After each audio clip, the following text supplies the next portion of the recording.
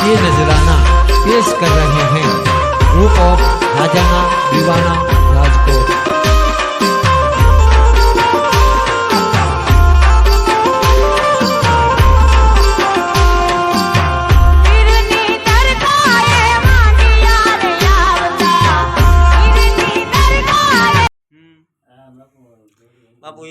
ये हजरत कुर्बान अली बापू का जो थैला है, जो आप देख सकते हो अलग अलग स्टोन जो इसमें लगे हुए हैं। ये हजरत कुर्बान अली बापू का जो थैला है, ये पुराना हजरत कुर्बान अली बापू का बैठक है।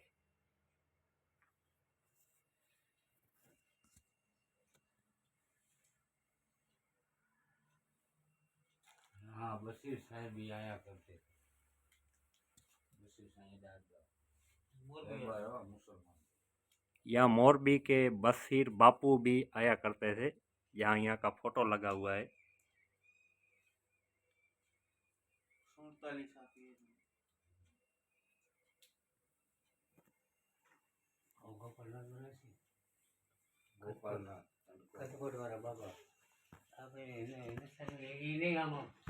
ये है गोपाल नाथ जी कनकोट के। यहाँ गेबन शाह सरकार पे आया करते थे, कुर्बान अली बापू के पास बैठा करते थे। इनका फोटो भी बैठक में लगा हुआ है।